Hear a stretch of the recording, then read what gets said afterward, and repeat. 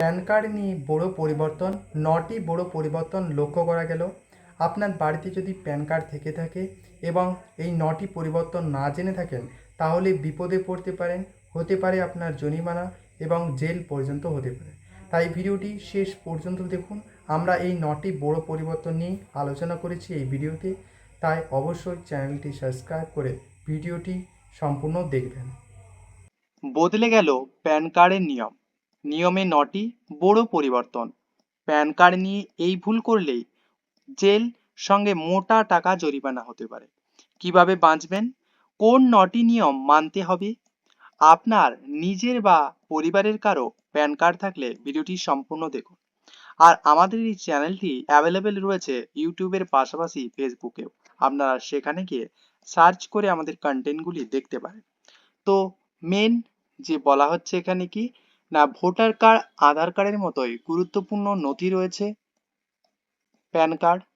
আর এই pan card নিয়ে নিয়মে বড় পরিবর্তন দেখা যাচ্ছে, যেখানে কিন্তু বড় পরিবর্তন, কারণ এবার জিনিস কেনা এবং বেচা থেকে দেশ ও বিদেশে ঘুরতে গেলে কিংবা ব্যাংক অ্যাকাউন্টে টাকা জমা রাখতে বা অ্যাকাউন্ট খুলতে এই ৯টি নিয়ম মানতে হবে, যা বেশিরভাগ মানুষ জানেন না।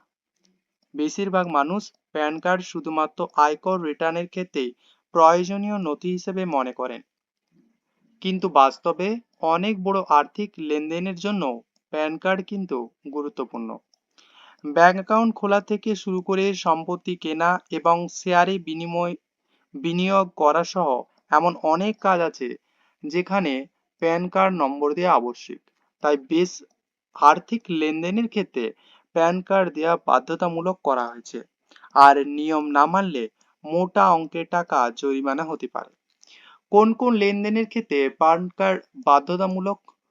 মোট ৯টি লেনদেনের জন্য প্যান কার্ড বাধ্যতামূলক করা হয়েছে। যেসব ক্ষেত্রে কিন্তু প্যান কার্ড নম্বর বাধ্যতামূলক করা হয়েছে তার মধ্যে রয়েছে ২০ লক্ষ টাকার বেশি মূল্যের সম্পত্তি ক্রয় বা বিক্রয়ের ক্ষেত্রে প্যান কার্ড বাধ্যতামূলক। নাম্বার 2 তে রয়েছে বিদেশে যদি ভ্রমণ করতে যান সেক্ষেত্রে কিন্তু ৫০,০০০ টাকার বেশি নগদ দেওয়া বা বিদেশি মুদ্রা কিনতে যাওয়া, এই দুই ক্ষেত্রে প্যান কার্ডের প্রয়োজন হয়। পাশাপাশি একবারে ২ লক্ষ টাকার বেশি কোনো জিনিস কিনলে প্যান কার্ড নম্বর লাগতে পারে।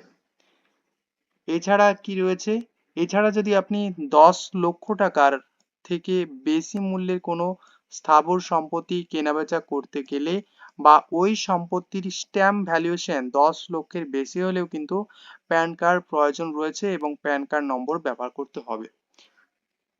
এর পাশাপাশি কিন্তু ১ লক্ষ টাকার বেশি শেয়ার, যে শেয়ারের যেগুলি আনলিস্টেড অর্থাৎ তালিকাভুক্ত নয়, এমন শেয়ার ক্রয় এবং বিক্রয়ের ক্ষেত্রেও প্যান কার্ড বাধ্যতামূলক রয়েছে এবং সেখানে কিন্তু প্যান কার্ডের যে সঠিক নম্বর সেটাই কিন্তু দিতে হবে। এছাড়া কোন কোন বিষয়, এছাড়া যদি আপনি গাড়ি কিনতে যান সেক্ষেত্রেও কিন্তু ৫ লক্ষ টাকার বেশি গাড়ি বা মোটর সাইকেল কিনলেও কিন্তু প্যান কার্ড নম্বর দিতে হবে। এছাড়া ডিম্যাট অ্যাকাউন্ট খোলার জন্য প্যান কার্ড বাধ্যতামূলক রয়েছে। এছাড়া আপনি যদি কোনো কোঅপারেটিভ ব্যাংক বা সাধারণ ব্যাংকে বেসিক সেভিংস অ্যাকাউন্ট ছাড়া অন্য কোনো অ্যাকাউন্ট খুলতে গেলেও কিন্তু সেখানে প্যান কার্ডের প্রয়োজন রয়েছে। আর এই যে সব ক্ষেত্রগুলো বলা হলো, এই সব জায়গায় কিন্তু প্যান কার্ডের সঠিক নম্বর দিতে হবে এবং সঠিক প্যান কার্ড ব্যবহার করতে হবে। না হলে কিন্তু ভুল প্যান নম্বর দিলে কি হতে পারে দেখা যাক। এখানে বলছে যে ভুল নম্বর দিলে হতে পারে জরিমানা। ভুল প্যান নম্বর দিলে জরিমানা হতে পারে, পাশাপাশি নিয়ম অনুযায়ী ভুল বা অন্য কোনো প্যান নম্বর দিলে ১০,০০০ টাকা পর্যন্ত জরিমানা হতে পারে।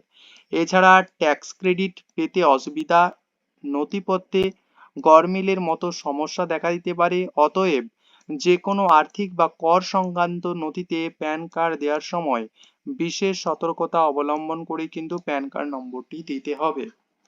আর প্যান কার্ড না থাকলে কি হতে পারে, অর্থাৎ এই যে আপনি ৫ লক্ষ টাকার বেশি টাকা দিয়ে গাড়ি কিনতে গিয়েছেন বা নতুন একটি ডিম্যাট অ্যাকাউন্ট খুলতে গিয়েছেন বা ব্যাংকের অ্যাকাউন্ট খুলতে গিয়েছেন বা ১০ লক্ষ টাকার বেশি ব্যাংকে রাখতে গিয়েছেন, সেক্ষেত্রে যদি না প্যান কার্ড না থাকে তাহলে সেক্ষেত্রে কি হতে পারে না, প্যান কার্ড হলো ভারতের নাগরিকের নাগরিকদের জন্য এমন একটি পরিচয়পত্র যা আয়কর দপ্তরের কোনো ব্যক্তিকে দিয়ে থাকে।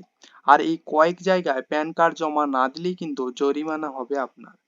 নির্দিষ্ট কিছু লেনদেনে প্যান কার্ডের তথ্য ছাড়া করা সম্ভব নয়, কিন্তু প্যান কার্ডের মাধ্যমে হওয়া সমস্ত লেনদেন আয়কর দপ্তরের এআইএস ফর্ম এআইএস ফর্ম 26 এবং এসএফটির মতো রিপোর্টে নথিভুক্ত থাকে।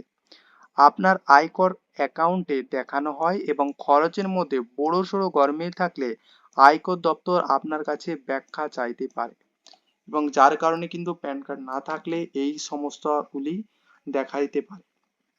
তো এই ছিল প্যান কার্ড নিয়ে 9টিরও বেশি বড় পরিবর্তন আপনাদের সঙ্গে যা আমরা শেয়ার করলাম। এই ধরনের গুরুত্বপূর্ণ ইনফরমেটিভ এর জন্য অবশ্যই এই যে চ্যানেলটি রয়েছে এইটিকে ফলো করে সঙ্গে থাকবেন। ধন্যবাদ।